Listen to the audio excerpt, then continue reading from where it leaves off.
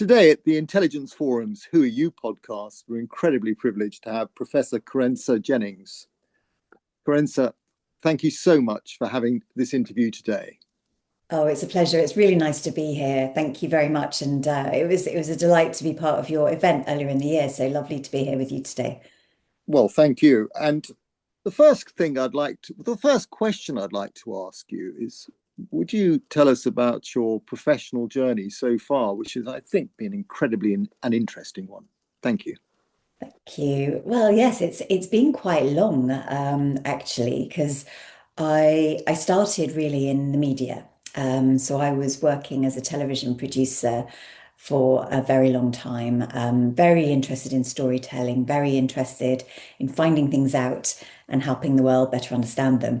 So my professional career started in the UK in 1994 at ITN. And it had really, if you go back a little bit further than that, I'd actually done work experience at ITN when I was 15 years old. So it sort of picked up the threads because I set my sights on working on television even when I was at school. So I worked at ITN for a few years as part of the launch team of Five News, which was very exciting. I also got to work with Trevor McDonald and worked on the News at 10 team and some of the bureaus, which was really fun. And then I went to Sky News and I was part of the Live at Five team, which was super exciting. At the time, Live at Five was the flagship slot of the day. I don't know if it still is, but we used to be in charge of shows from lunchtime, so 12:30 through to 7:30 at night. So that was really fun. And then I became editor of Sunday with Adam Bolton. And at the time, Adam Bolton was the political editor. So Sunday with Adam Bolton used to be the current affairs show on Sky, which used to be a kind of a key moment in the calendar that opinion formers and influencers used to like to tune into. And from there, I went across to be the program editor of Breakfast with Frost at the BBC. And I had a conversation with Adam at the time about whether or not to leave Sky and leave him to go and do it. And he said, David Frost, one of the most famous broadcasters on the planet, you'd be mad not to go. So I was delighted to go and do that. And then I was the program editor over the whole of the 9/11 period, which was, as you can Mm. imagine, a heck of a responsibility and a privilege because at that time it was the most written about, most talked about current affairs show in the UK. And so lots and lots of eyes on the show and a massive responsibility to hold truth unto power, to force transparency, and to hold important people to account. And from there, I ended up having a wonderful career. I stayed at the BBC for 15 years. I was the BBC's election results editor. I also was in charge of news specials for a few years, which was kind of tangential to the news. And from there, I then became the BBC's head of strategic delivery. So I moved from program making into strategy via a little segue working with David Attenborough at the Natural History Unit, making a paleontology show. So anyway, at the BBC, 5 years head of strategic delivery, and from there went to work at the Royal Household. I was chief exec of a digital data platform, which was super exciting, helped launch a wonderful platform of micro credentials to help people do self-directed learning. And from there went to BT, and I was there BT Group Director of Digital Impact for a couple of years. And then I was Group Director of Data Platforms, doing stuff in data and AI and leading innovation. And from there, I then expanded my portfolio. I've been building up a portfolio in board work for many, many years. And I ended up deciding to spring out and do that full time. So I'm now fully portfolio. So I do board work, I do strategic consultancy with my advisory practice, and I'm an executive coach. So I work with all kinds of firms, all different sizes of firms across all different sectors as an executive coach as well. So, how important was your time at, say, the BBC in shaping your career? It's a very, very good question. I mean, I was there 15 years. So I grew as an individual while I was there. I mean, I started at the age of 29. As I mentioned, being program editor of Breakfast with Frost. So Mm. relatively young, I suppose, to hold Yeah. that position. And I believe I was probably the youngest person to have that role. Um, so I learned a lot. I think if I knew now what I knew, if I knew then what I know now, I think I would have had more fear. And actually, I was Mm. relatively fearless back then. And and yet at the same time, it helped me grow in confidence. I was fearless in terms of the journalism, but still finding my way in terms of confidence as a leader and as a program maker. So I think I grew on my confidence journey, but also having grown up with the BBC and having grown up with some of the shows on the BBC being so important to my childhood, it was just the most enormous kind of moment in my life, like a landmark, to go and actually work there. Seeing you would see Television Centre in the title sequence of some of the shows. I used to watch Blue Peter. I used to pretend to produce Blue Peter when I was younger. So to actually get to be there, it just kind of gave you pause for thought, and it helped shape my editorial journey. It helped shape my approach to digital and engineering and technology. When I was the BBC's election results editor, that was an incredible role, introducing me to the power of technology through some of the investigations I led at news specials like the Soham investigation. That was Mm. just such a privilege. And I learned so much from a research accuracy and transparency perspective. And then, of course, I led different transformation programs when I was the head of strategic delivery. So I learned more about how you can take my capacities as both a left brain and a right brain thinker and be able to kind of take almost, I would say, almost like the soul of a poet, because I'm a writer, with the mind of a logician because I'm a very logical, results-oriented thinker, bringing that together to help drive transformation, engaging people along the way as a storyteller, and realizing, I suppose, along that journey that I was able to dip into various skills. So really, I mean, it was the place that really shaped me, I think, and I owe a huge amount to the leaders who trusted me and gave me opportunities, and to my colleagues for having a wonderful time. Because particularly when you're making television, everyone everyone is aligned on the same vision and the same goal. You have all the different crafts people with their various skills. You just can't make television on your own. So it's a wonderful team sport, and I really relished the opportunity to work with so many talented, amazing people.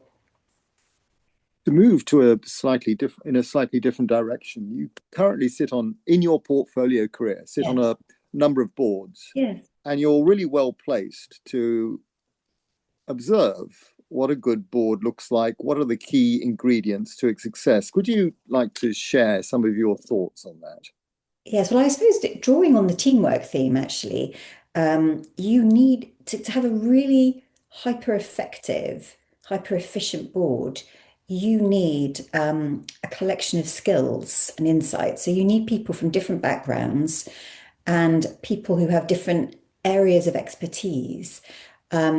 You also need people, I suppose, in a balance of challenge, because your job on the board is to help support the executive team, but also to hold them to account and to challenge them and to push them, but also to hear them and to understand how you can help them achieve the goals. But also, it's about shaping strategy. So if you only have, let's say, all finance people on the board, then you will only be seeing things through a certain lens. So for me, the very best boards are the ones that embrace diversity of thought, and the very best ones not just have diversity of thought, but diversity of background as well. So a variety of perspectives and a variety of areas of expertise so that you can have really good conversations in the round, and therefore you can help guide the business and challenge the business in the most holistic way. Moving again slightly sidewards, but very importantly, you describe yourself as a storyteller. Well, you are a storyteller. I know you've written at least one book.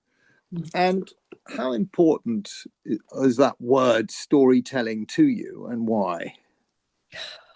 It's my core. It's what makes me me. I'm I'm a natural born storyteller. I write in my head all the time. I am never bored. I don't think I've ever had a single second of boredom in my life because I've always got so much going on in here. It partly comes from being an introvert. I do live in my own world quite a lot. Um, and it's partly because it's how I make sense of everything is through story, including my own thoughts. So I process how I think, I process what I feel through writing. I often rehearse things in my head in terms of conversations in writing, sort of writing in my head. And I write poetry, I write short stories, I write novels, I write both non-fiction and fiction. I write articles. Even when I write a LinkedIn post, Mm. I craft it. I don't just dash it out. I think about it. Story story is about connection. It's about making things relatable. It's about helping people understand stuff. Um, Story is about creating bonds. It's about helping people feel something. And I love through my writing helping people feel things, helping people process grief, for example, or discover a way to describe friendship or love, how to process regret. Mm. There's so many different things that we as human beings go through. No matter how famous you are, no matter how Mm. marvelous you are, we're all human beings. We all go through so much in our lives. We are lucky enough to have incredible friendships. We have our families. We have different things that we do for our purpose and our mission in life. And to varying degrees, we have moments when we're very happy and we have moments when we're very sad. And we also are, as human beings in an age of AI, we get tired sometimes, we suffer sometimes, we experience injustice sometimes. Someone may annoy us sometimes or frustrate us. Situations can be frustrating and irritating. All of this stuff bundles up and makes us us. And I think storytelling helps give people a thing they can read or hear or listen or watch and become a little bit immersed in. And the magic of transference can happen where you can either place yourself in a story when you're reading it or experiencing it or watching it on the big screen or the small screen or listening to it on a podcast. And you can feel relatable. You can feel, oh yes, I felt something a little bit like that, or I've been through something a little bit like that, or I have great empathy or Mm. sympathy for that thing. So story is what binds the world. And curiosity, I think, is important to you. Would you like to tell us a little bit about that one? Yes. Oh gosh, yes. For me, it's all bound up in the same thing. I am a very curious person. I think it's why I'm quite a um, good sort of board director, really. And it's why I was a good journalist, and it's why I'm a good storyteller. Curiosity drives me. I want to understand things that are completely out of my orbit and out of my remit. I like to know how things work. I like to know why they work, the why, the what, the where, the when, the how. I want to know it all. I fall down rabbit holes all the time in a very pleasurable, joyous way. When I start researching something, I allow myself to think about the etymology of this particular word or wonder, for example, about different types of animals in the animal kingdom, or try to think about, if you're having, I was at dinner last night and there were balsamic pearls on a salad. And so I immediately was wondering, how do you make a balsamic pearl? I just love knowing things. I love discovering stuff. And as long as I'm learning, I'm growing. I will never be the finished article. And I think I don't think any of us is the finished article. And as Mm. long as you continue to be curious about the world and be curious about other human beings, and just be curious about how people feel, be curious about how things work, then I think you have an incredibly vibrant, joyous, interesting life. Yes, I totally understand that. And often say to people as I get older, it's the more I realize I don't know. Mhm. Anyway, No, you're so quite right. You're quite right. so how do you advise business people to navigate the future and all its opportunities and challenges? Yes, well, I mean, it depends on the setting. Right. So, yes, so if I'm somebody's executive coach, then the techniques I use, I'm a professionally qualified executive coach. And so I'm accredited by the International Coaching Federation and the Association for Coaching. And you learn certain techniques um, and you ask questions in a way that helps the client think through their own answers. Now, it sounds a little bit obvious, but actually, I think nearly everybody has got the capacity to work out the solutions to their own issues. What might be the challenge they're facing? What might be the opportunity that they can't quite feel yet? Asking the right questions in the right kind of way helps them unlock the kind of the power within, and I think that's an incredible, powerful way of helping people navigate um, strength, possibility, potential, amazing solutions that they may never have quite got to on their own. Because what you do is you help them unpack a question and help them look at it inside out, back to front, upside down. And by switching the perspectives around and reframing things, you help them get to incredible, mind-blowing kind of opportunities that they wouldn't otherwise have necessarily thought of. But it's all from within, and that's the technique. And you can sometimes share the benefit of your wisdom, and you step more into the mentoring space. And I also mentor a number of founders, as well as coach a variety of different businesses.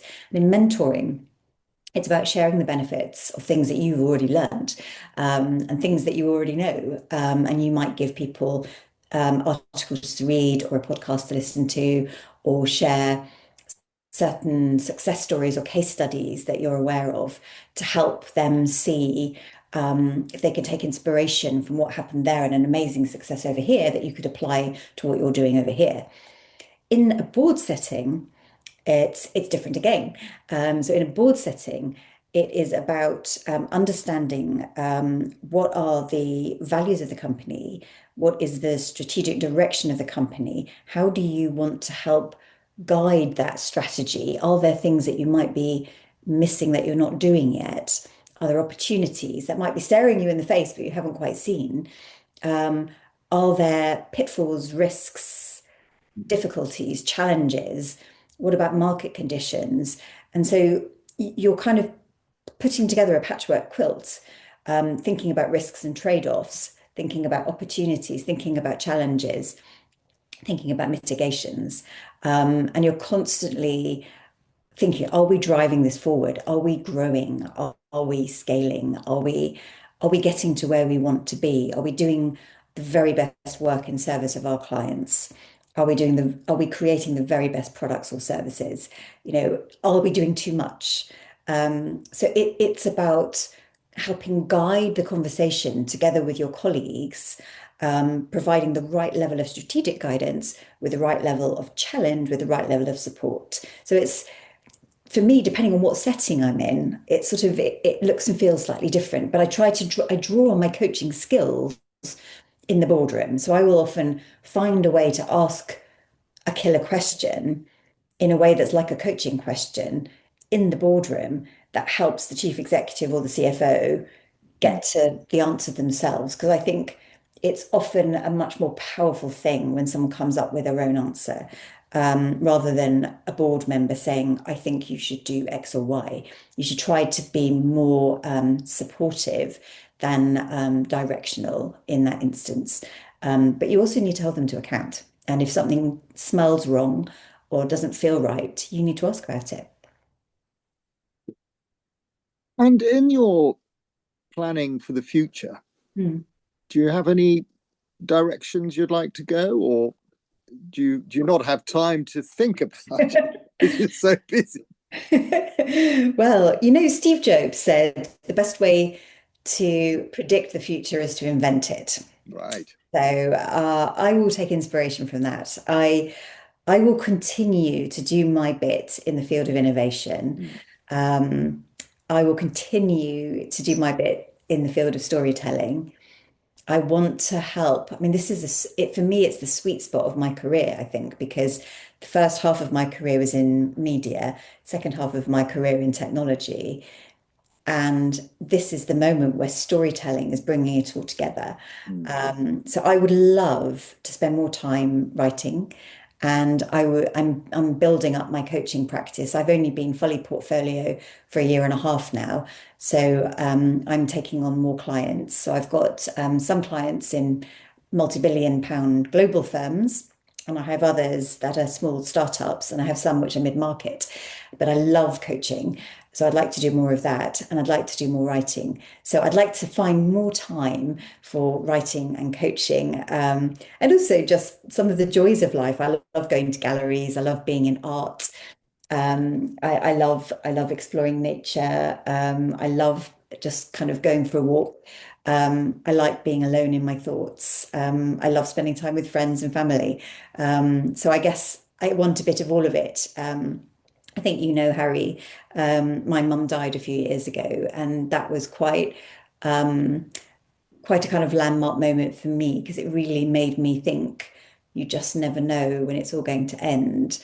So I try to live each day with at least an element of joy. I try to do something that makes my heart sing every single day, and I will continue to do that. Professor Kerensa Jennings, a huge privilege to have you here today at an Intelligence Forum's Who Are You podcast. We love the word innovation. You tick the box. We love creativity. We love the storytelling. Thank you so much for everything you do. Thank you, Harry. Thanks for having me. Thank you.